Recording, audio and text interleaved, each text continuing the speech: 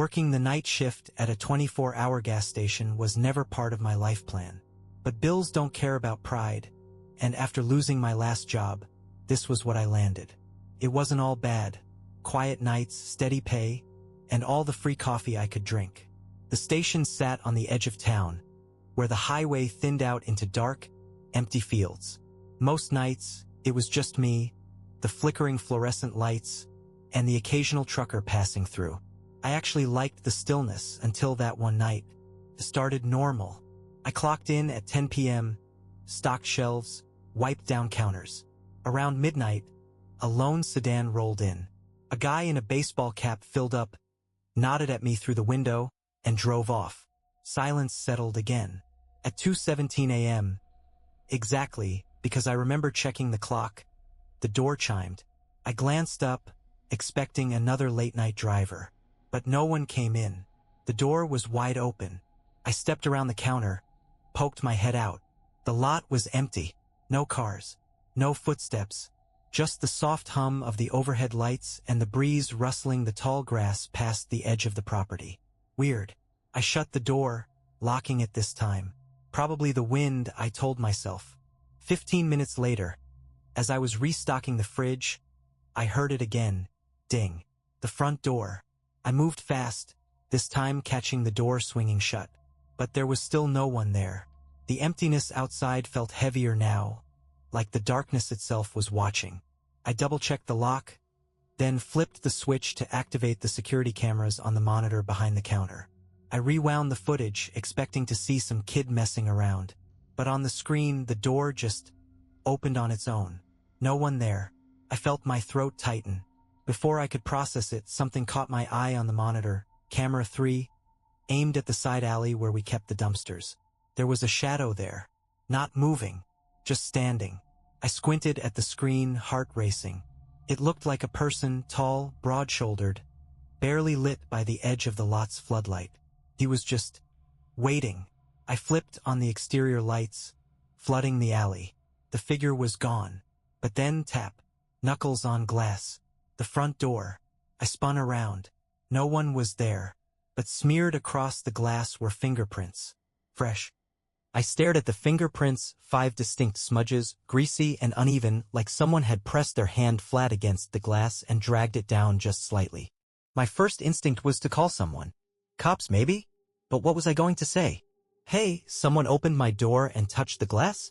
I'd sound like an idiot. Still, I didn't like this. I locked the door again, double-checking it this time, and picked up the metal flashlight we kept under the counter, heavy enough to do some damage if it came to that. Back at the monitors, I flipped through the camera feeds. The alley was still empty. The pumps empty. Even the road beyond was a black strip of nothing. But then camera 4 glitched, the one angled at the side of the building near the ice machine. The screen flickered with static before clearing, and that's when I saw him. The figure was standing half in shadow, half out, right at the edge of the camera's view. I could barely make out his features, but I saw the baseball cap. Same one from earlier. Except now, he wasn't filling up his tank. He was just staring. At the building. At me. His posture was wrong, too stiff, like he was forcing himself to stay still. I leaned closer to the screen, trying to make out more, when bang. The noise shot through the empty store like a gunshot. Bang. I nearly dropped the flashlight as I stumbled back. The sound was coming from the side of the building, the alley.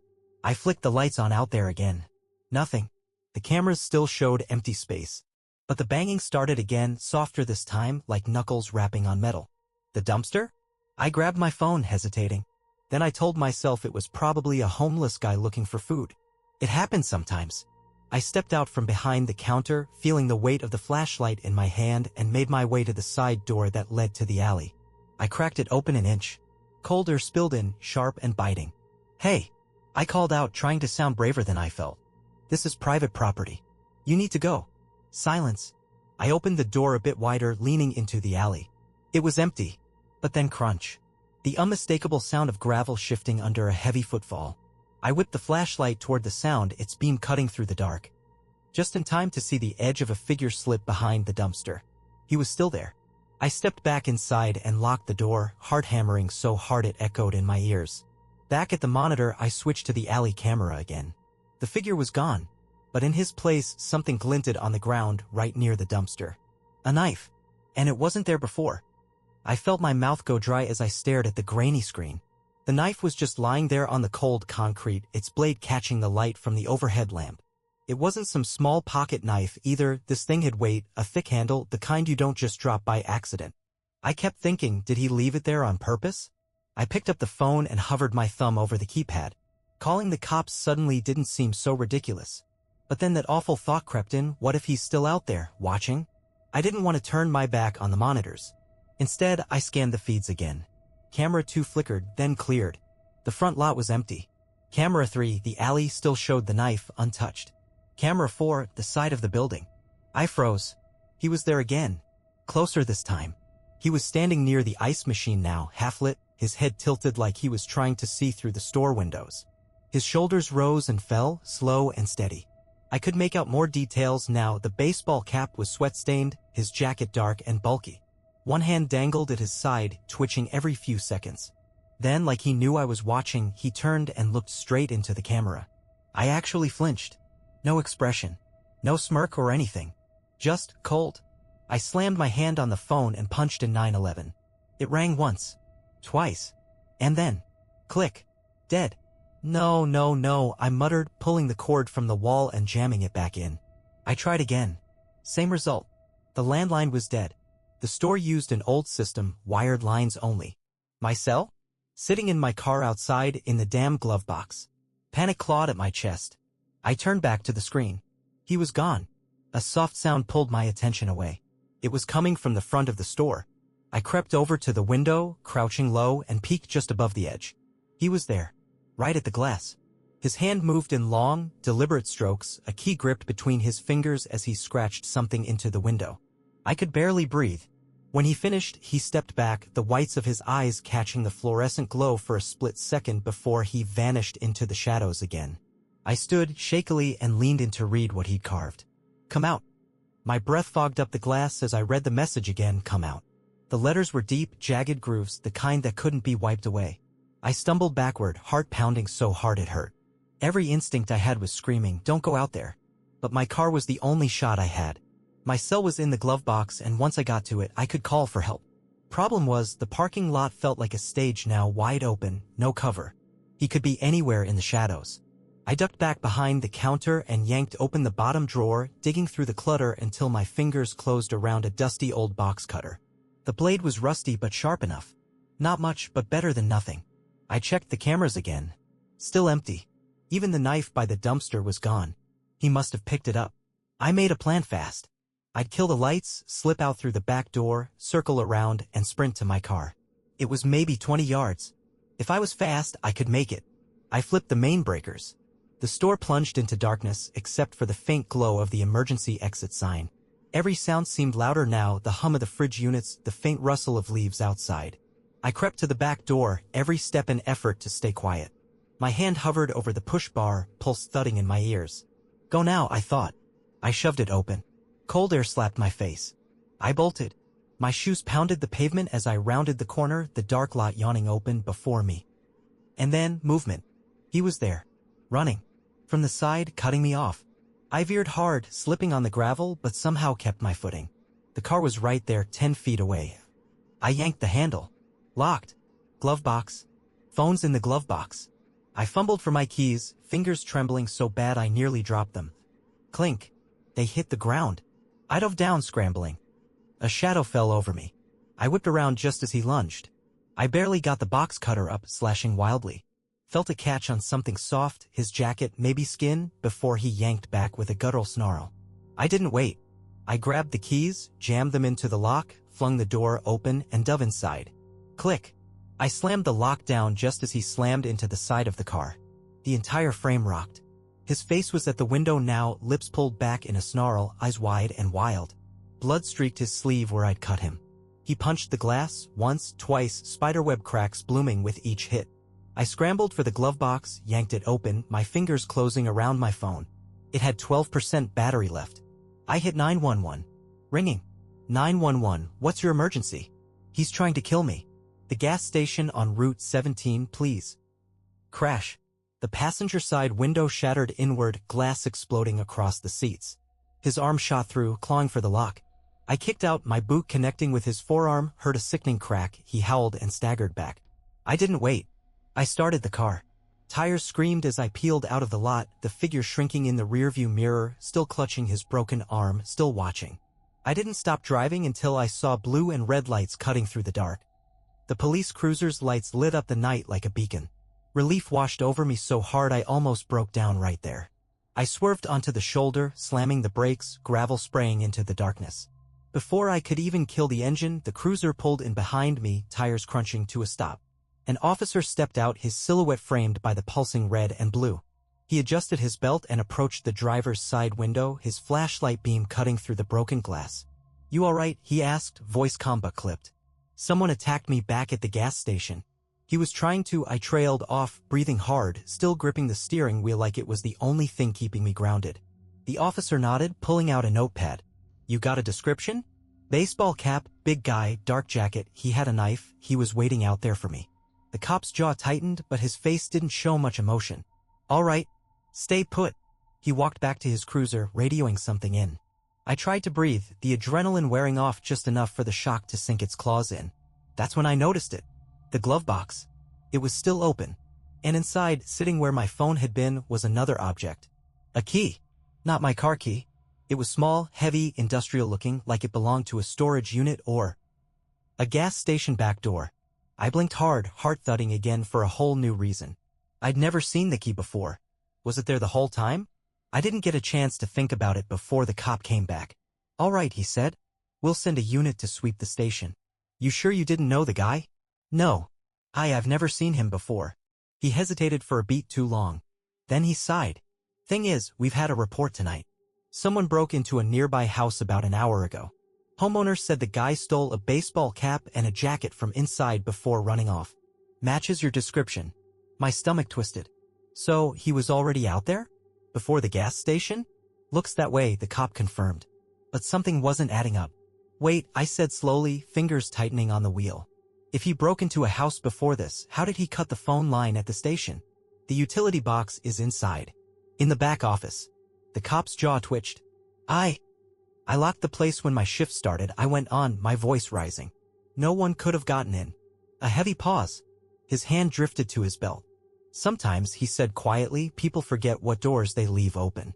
His words hit me like ice water. I stared at him. At the faint smear of blood on his cuff. The same deep red that had been on the attacker's sleeve. And then I saw it tucked under his jacket. A baseball cap. Dark. Sweat-stained. I didn't think. I floored it. The tires screeched, gravel spitting out as the car shot forward. In the mirror, I saw him whip out a radio, heard the faint echo of suspect fleeing before his voice cut off. But my mind was somewhere else now. Back at that key. That key wasn't left by him. It was left by someone else.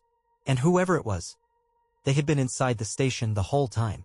The tires screamed as I tore down the highway, my pulse hammering so hard I could barely focus. The cool night air blasted through the shattered window, stinging my face, but I didn't slow down. The cop, if that's what he even was, had been playing me. But what gnawed at my brain worse than anything was that damn key. Someone else had been in that gas station. Maybe before the first guy even showed up. I kept thinking about the door opening on its own. The fingerprints on the glass. The knife by the dumpster. It didn't add up. The road stretched out in front of me, endless and dark, but my hands shook too much to drive straight. I pulled off onto a side road, tires crunching over gravel until I found a dark patch behind a row of trees. I killed the headlights and sat there in the dark, the car engine ticking as it cooled. My phone was down to 4% battery. No service. Of course. I flipped the glove box open again, taking a harder look at the key. It was scratched, worn down, with faint numbers stamped on the side. B12. Not a storage unit. A breaker box? A utility closet? Then it hit me. The gas station had an old storage shed out back, near the dumpster. Mostly used for spare parts, cleaning supplies, junk no one touched.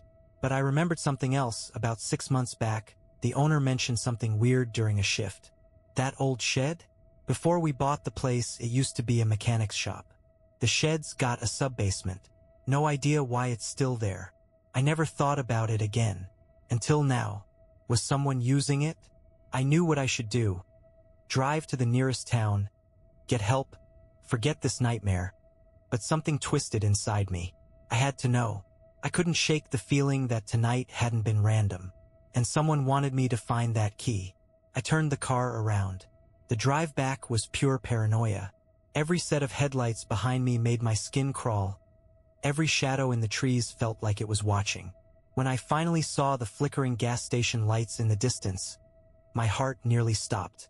The lot was empty again. No cop cars. No strangers. I parked a block away this time, cutting the engine and moving on foot, flashlight in one hand, box cutter still clenched in the other. The shed sat at the far edge of the lot, tucked into the dark where the floodlights didn't quite reach. I slipped around the back, moving fast and quiet, until I reached the rusted door. The key slid into the lock smoother than I expected. Click. The door creaked open, revealing a cluttered space. Old tires, broken shelves, oil-stained rags. But in the far corner, hidden under a tarp, was something else. A trapdoor. The edges were scratched raw, like it had been opened and closed a lot. I yanked the tarp away and found a rusted handle. For a full 10 seconds, I just stood there, heart in my throat. Then I pulled. The door groaned open, releasing a wave of cold, stale air. A wooden staircase led down into pitch darkness. I switched on the flashlight. The beam cut through the dust, revealing rough cement walls. And something else.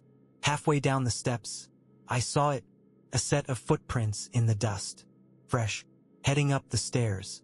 My chest tightened as I realized, whoever had been down here, they were already out. Or worse, they never left. I stood at the edge of the open trapdoor, the flashlight's beam trembling in my grip as it cut down into the dark. The fresh footprints smeared through the dust, wide and heavy, leading upward right to where I was standing. I twisted around, scanning the shadows behind me, but the lot was still empty.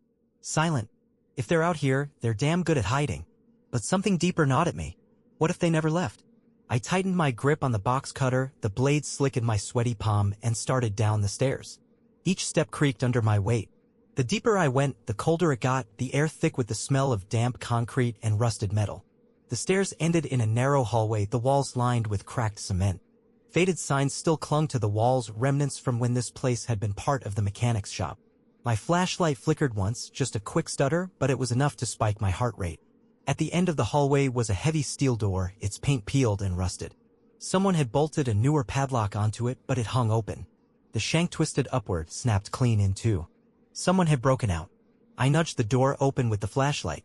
The room beyond was unexpected. It wasn't empty. Rows of metal shelves lined the walls, stacked with boxes, old files, and scattered tools. But what caught my eye was the far corner, where a small folding table sat beneath a bare bulb, still lit, the only working light in the whole damn place. On the table were photos. Stacks of them. I stepped closer, breath shallow. They were surveillance shots, dozens of them, of me. At work. Stocking shelves. Filling the coffee pot. Smoking behind the dumpster on slow nights. Weeks worth of photos. I flipped through them with shaking hands until I found the most recent one. It was time-stamped 11:48 p.m. Tonight. It showed me standing behind the counter, flipping through a magazine, right before the front door chimed the first time. I staggered back from the table, a raw, metallic taste rising in my mouth. They'd been watching me. This wasn't random. I turned to bolt it, but froze. On the wall beside the door was a corkboard. Pinned to it was a crude, hand-drawn map of the gas station. Each exit was marked. The security blind spots were circled. And in bold red marker, one word was written at the top. Test run. My head spun. Test for what? But then I saw something worse. Below the map was a list of dates. Tomorrow. Next week. All of them with different gas stations. This wasn't about me. This was bigger. Before I could process it, my flashlight flickered again, then died. The bulb overhead buzzed, dimmed. And a slow, deliberate breath echoed behind me. Someone else was in the room. That breath, low, heavy, wet, froze me in place. I didn't turn around right away. I couldn't. My ears strained, trying to pick apart the shadows behind me, my heart slamming in my chest so hard I swore he could hear it. The bulb above the table flickered again, the shadows stretching long and distorted across the concrete floor. Another breath. Closer this time. I gripped the box cutter tighter, but it felt useless, tiny in my shaking hand. Then I did the stupid thing. I turned. The shape was there, just inside the edge of the shadows, tall, broad-shouldered, the same heavy build I remembered from the security footage. But now I saw what the camera hadn't picked up: his face. His skin was pale, blotched with deep bruises, and his eyes were glassy, distant, like he wasn't fully there. Dried blood streaked down from his temple, crusted at the collar of his jacket. But what hit me hardest? He wasn't the same guy from the lot. Not the one who chased me.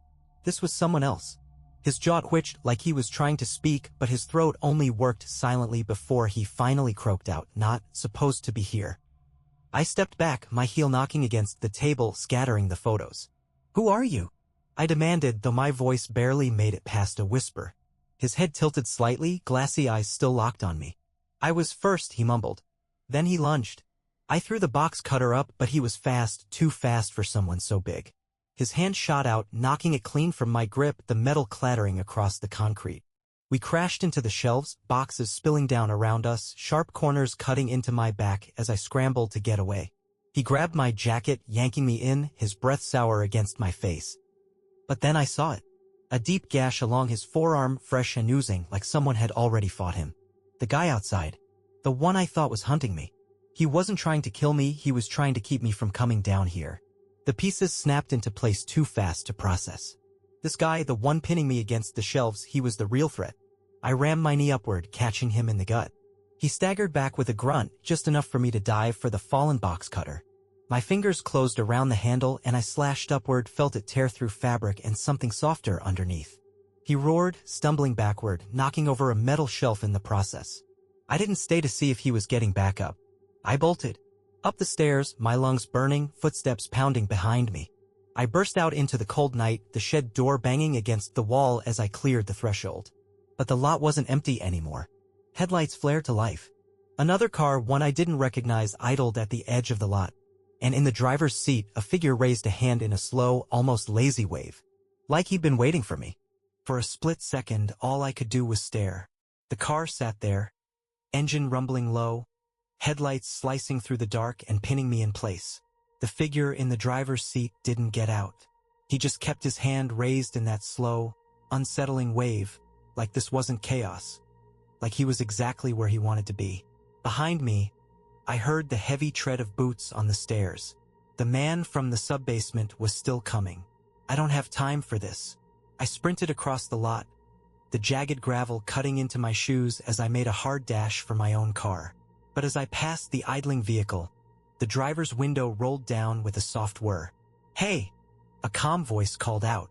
"You're in the middle of something you shouldn't be." I didn't stop, but I caught a glimpse of him. Mid-40s maybe, thick beard, calm eyes. But there was something off. He wasn't panicking, wasn't surprised. I yanked open my car door and dove inside, jamming the keys into the ignition. But before I could turn them, a hand reached through the shattered passenger side window and grabbed my wrist. I screamed and twisted, kicking out hard. The guy from the shed. His face was pale under the lot's weak lights, blood now streaming from the deep cut I'd left in his arm. But there was something hollow in his eyes, like whatever had been driving him was fading. His grip faltered for just a second, and I used it. I slammed the door against his arm once, twice, until his fingers peeled off me, and he crumpled to the ground. I didn't wait. The car roared to life, tires screeching as I shot forward, only to slam the brakes as the bearded man's car blocked the exit. His door opened. He stepped out, calm as ever, hands raised like he was trying to show me he wasn't a threat. But then I noticed something: his jacket. The same security logo stitched on the chest as the one in my gas station's back office. He worked here, or had. "Listen," he called out over the growl of my engine. "You need to understand something. This wasn't meant for you. Tonight wasn't your night." His words sent a cold spike right through my chest. "What does that mean?" I shouted through the broken window. But he just sighed, like I was a kid who wasn't getting it. "You were supposed to leave at 10. That was the plan. Someone else was scheduled for the shift." He took another step closer. "But you picked up the extra hours, didn't you?" My hands tightened on the steering wheel. "This was never about you," he said, voice dropping low. "But now you've seen too much." That was all I needed to hear. I yanked the wheel hard, tires biting into the gravel as I whipped the car around and floored it, tearing off down the road. In the rearview mirror, I saw the bearded man watching me go, but he wasn't running after me. He was smiling, like this was still all part of the plan. The bearded man's smile stayed burned in my mind as the gas station lights shrank in the rearview mirror.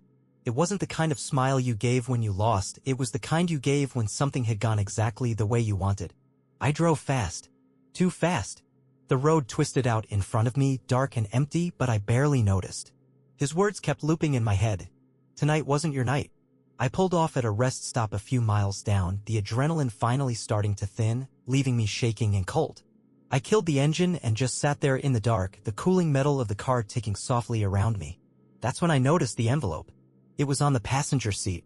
I didn't remember seeing it before, just a plain, white envelope, my name scrawled across the front in heavy black ink. My blood ran cold. Hands trembling, I tore it open. Inside was a single piece of paper. No letterhead. No explanation. Just one sentence, printed in clean, block letters. You passed. I read it again. And again. What the hell does that mean? I sat there, heart racing, when my phone buzzed. Battery at 2%. Unknown number. Against every ounce of common sense I had left, I answered. A pause, then a voice crackled through, deep and calm. Most people don't make it this far. I couldn't speak. You adapted. You thought fast. That's what we look for. Who are you? I finally choked out. Another pause. Consider tonight a recruitment test. Wrong place, wrong time, but you survived it anyway. We notice people like that. My throat went dry.